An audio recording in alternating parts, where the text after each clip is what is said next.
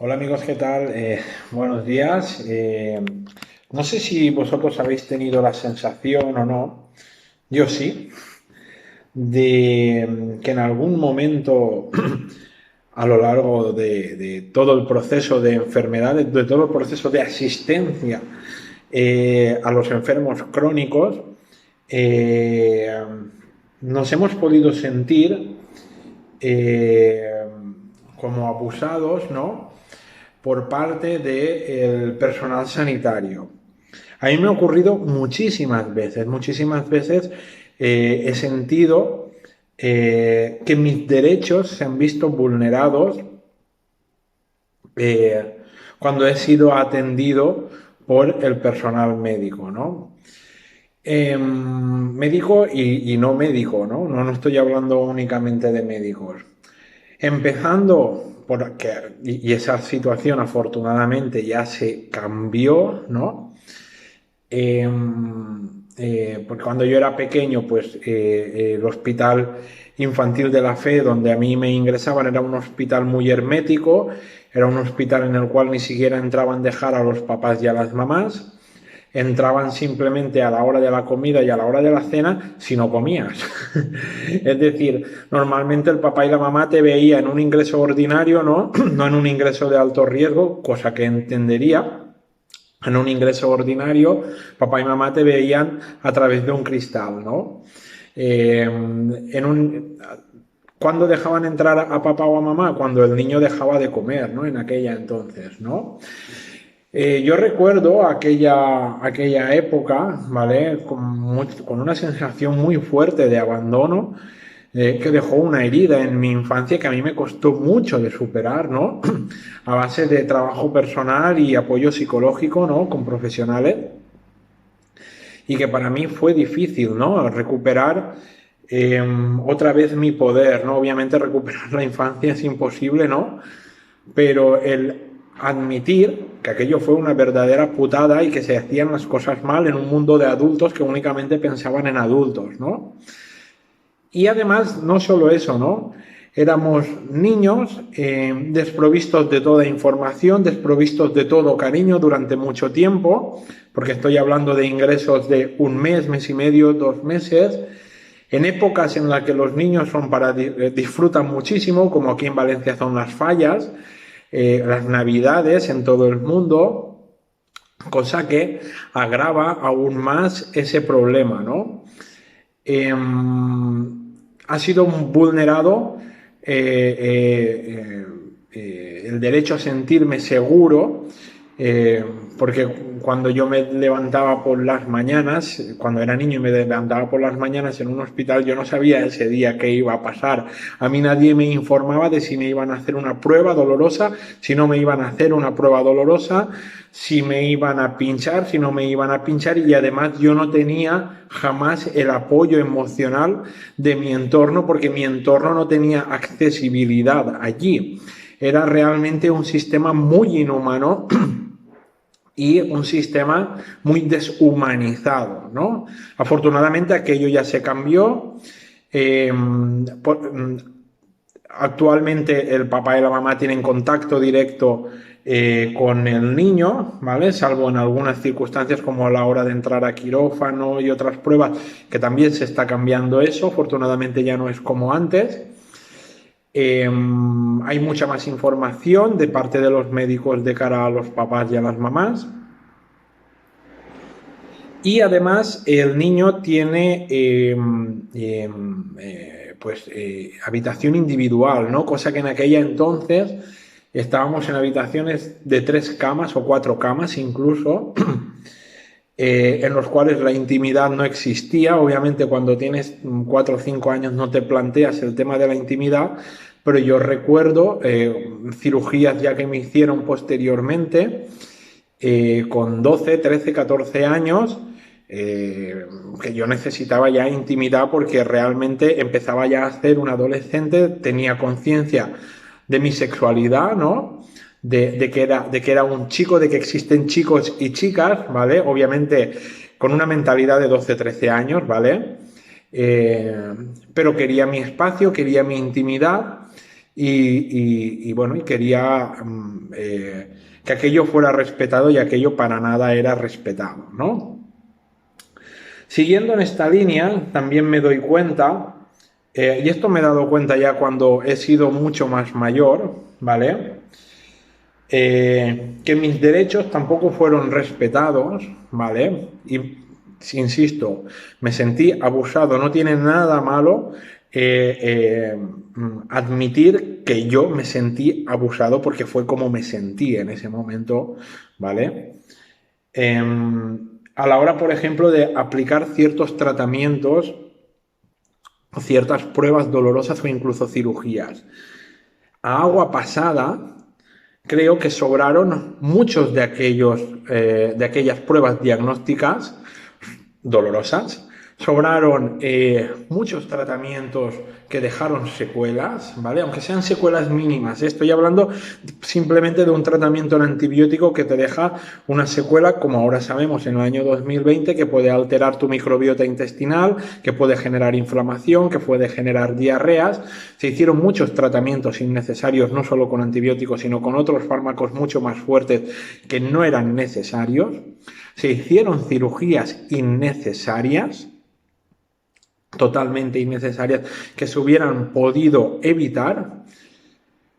Y por otro lado, digamos, el mecanismo de trabajo que tienen los hospitales de la Seguridad Social aquí en España es un mecanismo de trabajo que no provee de seguridad y de empoderamiento a la persona, al paciente, ¿no? Son visitas muy cortas, con muy poca información, en la cual muchas veces si te van cambiando de médico ni siquiera conoces al médico que tienes delante porque ni siquiera se presenta al médico que tienes delante, no lo conoces, no sabes la persona que tienes delante, no puedes gestionar nada. En 5 minutos apenas te dan información y tú con esa información te apañas, ¿vale?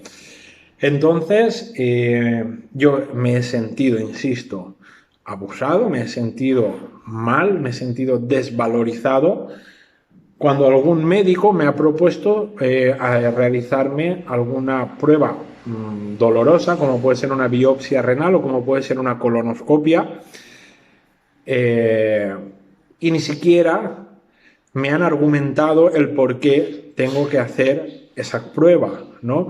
O ni siquiera se ha argumentado con argumentos sólidos, que eso es lo que más me jode, ¿no? Es decir, yo puedo, como paciente y como que este es mi cuerpo, puedo estar no de acuerdo, ¿no? En desacuerdo con lo que el médico me propone en ese momento. Y el trabajo del médico es, por un lado, tratar de convencerme sin manipulación y sin coacción, y por otro lado, lo que tiene que hacer es aceptar y respetar mi decisión, independientemente de que esa decisión me lleve al hoyo, ¿no? Insisto, no estoy diciendo que quiera irme al hoyo, tengo muchas ganas de vivir. Esto sería una excepción en enfermos mentales, ¿no? Obviamente, pero yo no soy un enfermo mental, ¿vale? Pero tengo miedo, igual que el médico lo tendría, a hacerse una biopsia. Tengo miedo a hacerme una colonoscopia. Tengo miedo a hacer ciertos tratamientos. Tengo miedo porque soy una persona, soy un humano. Aunque muchas veces, y bueno, por suerte, a lo largo de estos años, lo que más he aprendido a hacer es a gestionar ese miedo, ¿no? Gestionar no significa que no tenga miedo, significa que tomo decisiones pese al miedo, que es muy diferente, ¿no?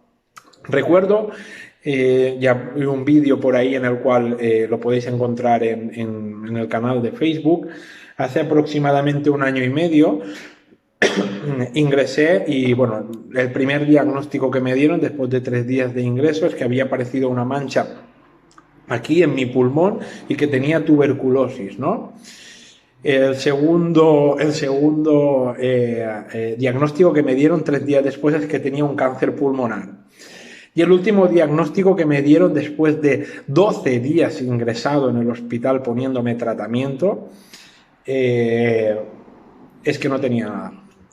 Desde un primer momento, cuando me dijeron que había aparecido una mancha en el pulmón y que eso era tuberculosis, me di cuenta que se estaban equivocando.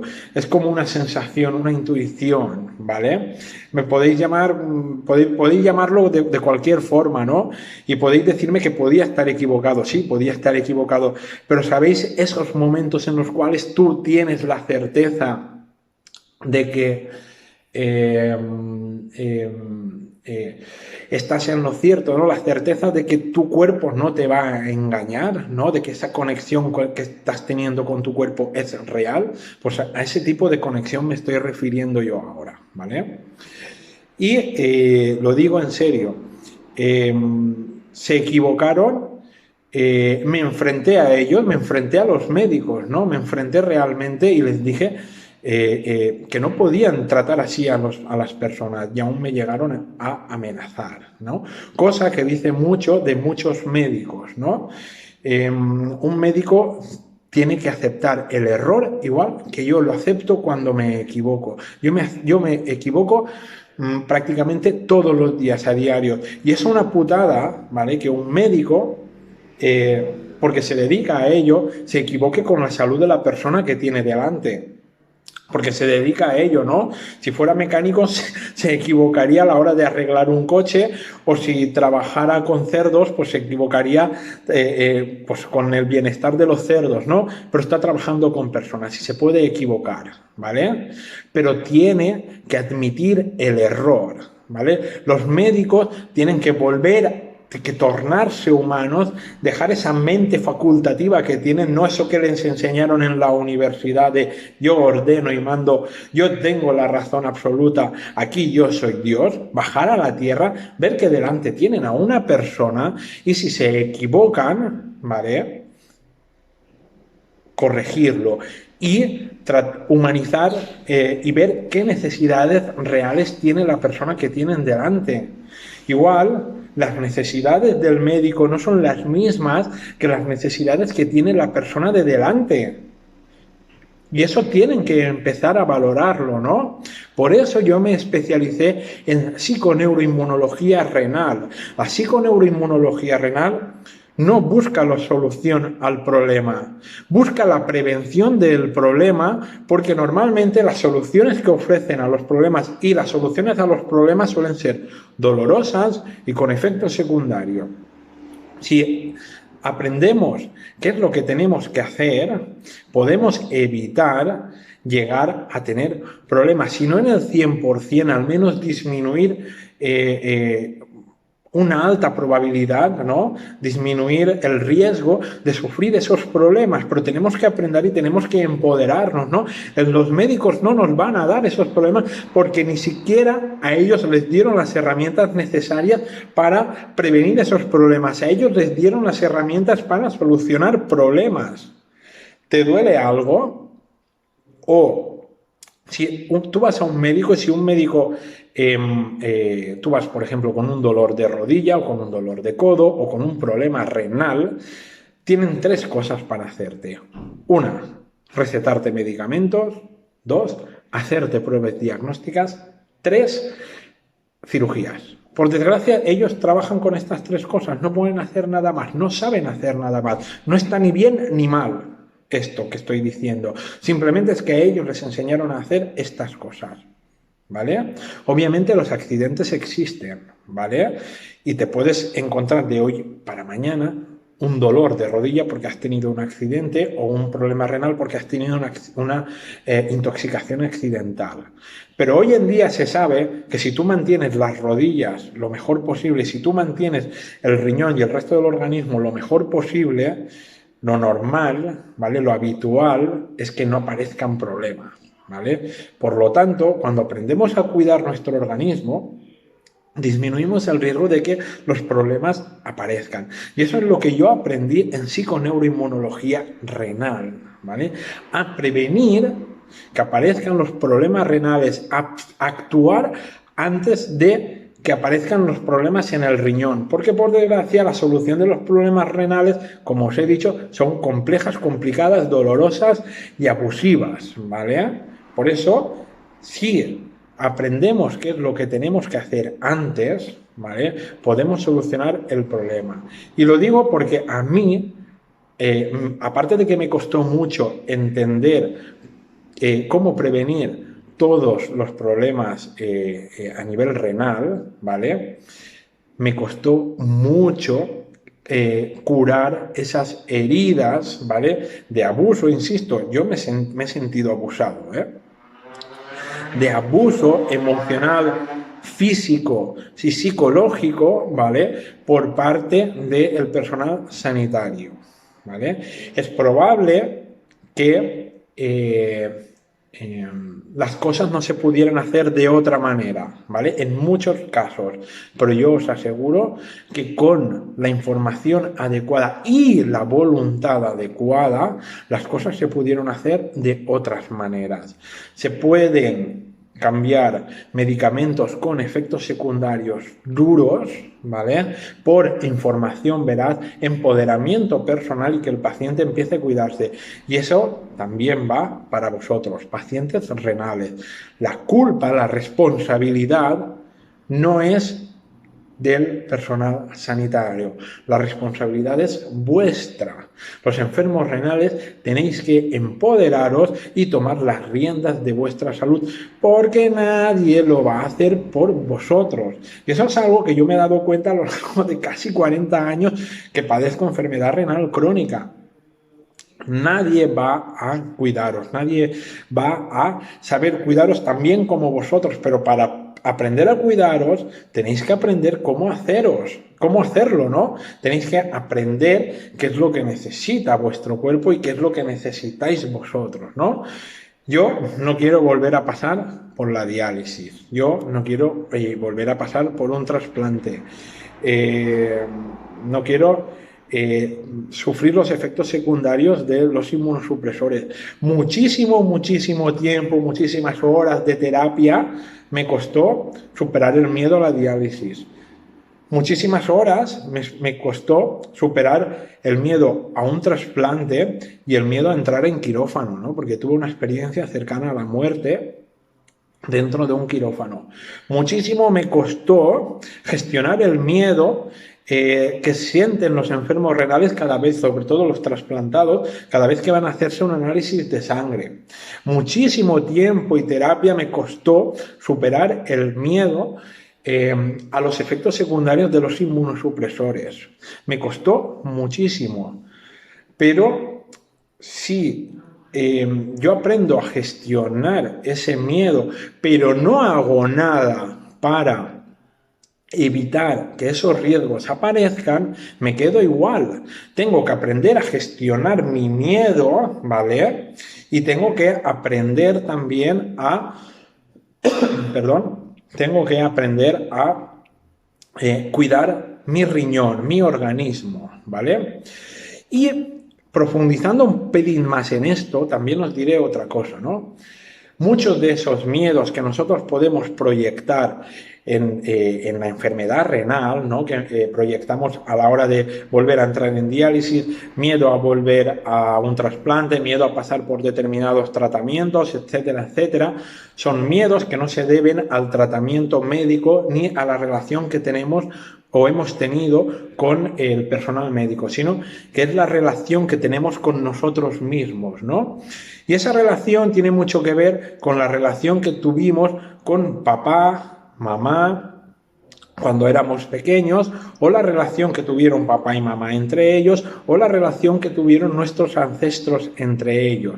Es decir, yo puedo proyectar ese miedo al rechazo o ese miedo a la diálisis, ¿vale? Porque para mí puede representar una sensación de abandono, una sensación de rechazo, mejor dicho, imposible, ¿vale? Que yo sufrí cuando era pequeño porque en algún momento me sentí abandonado por mi mamá cuando yo era un bebé, porque mi mamá sufrió una enfermedad o porque mi mamá se tuvo que ir a trabajar lejos de casa, o porque mi papá era un alcohólico, un borracho, era un violento, o mi mamá me pegaba, o mi papá era un abusador, ya no solo a nivel sexual, que puede ser, pero era un abusador psicológico, o mi mamá, o a nivel emocional, o ambos, o eran mis abuelos, no sé, pueden haber ocurrido un montón de historias ahí. Pero desde la PNI lo valoramos todo. El presente, la persona que soy yo, Juan José Gascó Esparza, hoy en día, es el resultado de 39 años de vida. Mis respuestas que yo doy en el presente a las situaciones que tengo delante son el resultado de 39 años de vida, por un lado, ¿vale? Todas aquellas experiencias que yo he vivido han dejado una marca en mí, y si yo no he sabido aprender bien de esas experiencias, pues obviamente las respuestas que emito pues pueden ser conductas de evitación o conductas de no querer saber, ¿no? Imaginaros si yo, en vez de ser un empoderado, un paciente empoderado renal, ¿no?, que busque información, que lee, que investiga, que discute con los médicos de una forma saludable, directamente me hubiera encerrado en casa, como llegué a hacer en algún momento cuando me diagnosticaron depresión con 20 años. Llegué a encerrarme en casa, llegué a tener miedo, nunca expresar ese miedo, nunca empoderarme y enfrentarme a todo un estamento médico, ¿no?, en el cual desafío aquello que ellos muchas veces dicen, ¿no? Pues bueno, eso es lo que os quiero decir, ¿no? Imaginaros si en vez de yo crecer, me quedo como un niño, pero con 40 años, ¿no? Tenemos que solucionar todo aquello que nos pasó de pequeño. Por otro lado, existe otra fase muy importante que puede repercutir ahora, y es, mientras yo estuve dentro de la barriga de mi mamá y sobre todo el parto y el primero o 2 años de vida, ¿no? Todo aquello o los primeros años de vida, todo aquello que pasaba con mamá, ¿vale? Yo, al ser uno con mamá desde el punto de vista emocional, ¿vale?, y al principio también fisiológico, ¿vale?, repercutía en mí. Es decir, si mamá sentía que el ambiente no era el ideal para que yo naciera, yo ya nací con una sensación de que el ambiente era tóxico, ¿no?, de que había que luchar, de que todo era difícil, ¿no? Todas esas emociones que mamá sentía, yo puedo también interiorizarlas como mías, ¿vale? Pues como os decía, todo lo que siente mamá pasa al emocional del bebé, ¿no? Una situación estresante y agobiante para mamá influye en ello, ¿no? Y luego los primeros años de vida, ¿no? Hay un proceso que se conoce como introyección, y es que el niño hasta los 8 años de vida introyecta todo aquello que sienten los papás o pasa a través de los papás y del ambiente familiar, ¿no? ¿Qué significa esto? Significa que el niño se siente responsable y culpable de todo lo que le pasa a mamá y a papá y al resto de personas que forman el ambiente familiar más cercano, ¿no? Es decir, si mamá está triste, el niño cree que esa tristeza es suya, ¿no? Si papá está enfadado, el niño cree que él es el culpable de ese enfado, ¿no? Cuando probablemente mamá está triste porque papá no le hace caso, por poner un ejemplo, o que papá está cabreado porque le es muy difícil llegar a fin de mes, ¿no? Muchas veces, cuando los adultos nos equivocamos, tenemos que ser responsables y explicarle al niño que esa emoción que está sintiendo en ese momento no tiene nada que ver con él, ¿no? Porque el niño lo introyecta todo, ¿vale? Y, acumula todo aquello que le pasa a papá y a mamá en el ambiente familiar, ¿no? Imaginaros un niño que nace con problemas de salud y que papá y mamá tienen que hacer un esfuerzo enorme, sin nada o con poca ayuda a veces del entorno, frente a esta situación, ¿no? El estrés, hay días y hay ratos que puede explotar muchísimo porque nadie está preparado, ningún papá ni ninguna mamá están preparados para afrontar una enfermedad grave de un hijo, ¿no? Si además el entorno pues no apoya o incluso resta, que es lo que puede ocurrir muchas veces cuando hay abuelas tóxicas o abuelos tóxicos, todo eso lo termina introyectando el niño, ¿no? Y eso es una carga que se lleva durante años, ¿no? A menos que sea, o se lleva durante toda la vida, a menos que seas capaz de cuando eres más adulto hacer la terapia adecuada y poder quitarte este peso de encima, ¿no? Pero es verdad que las respuestas que podemos ofrecer ahora frente a los retos que nos propone la vida, en este caso yo siempre estoy hablando de enfermos renales y de la salud renal, ¿no? Esa respuesta que emitimos esté condicionada por un montonazo de aprendizajes que hemos tenido nosotros en nuestra vida, que tuvieron nuestro papá y nuestra mamá en nuestra vida, o tuvieran incluso nuestro árbol genealógico, abuelos, bisabuelos, etcétera, etcétera. Con lo cual debemos de tomar conciencia de cómo actuaban ellos frente a esas situaciones y tal vez en todo caso, y si es necesario, cambiarlo, ¿no? No puedo tener miedo a volver a... No puedo, no. El miedo no tiene que ser un bloqueo, no tiene que ser algo que me condene de cara a volver a pasar por diálisis, y aunque insisto que es muy humano sentir miedo, sentir respeto, ¿vale? Pero no es algo que tenga que condicionar mi vida. No tengo por qué tener miedo a la hora de hablar con profesionales sanitarios y rebatir aquellos que ellos me dicen, ¿vale? Independientemente de que esta persona haya estudiado 6 años en una facultad, 8, 9, 10, da igual, o tenga 25 años de experiencia.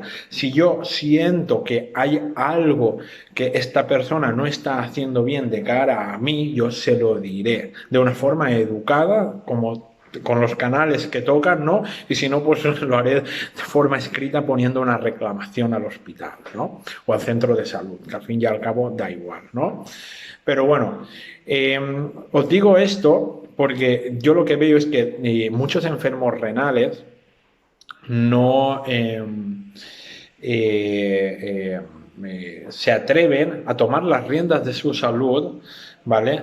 Porque de pequeño les enseñaron que no tenían que hacerlo, que no debían de hacerlo, que papá y mamá ya se encargarían de ello, o que los médicos tienen la sabiduría máxima y absoluta, o no sé, que bueno, cuando ya hay un abusador emocional o un abusador psicológico, que tú no vales para la vida, que tú no vales para hacer esto, que tú no vales para hacer lo otro, ¿no? Todo lo contrario. Mi mensaje es de confianza, mi mensaje es de seguridad, mi mensaje es de cara al enfermo renal es empodérate.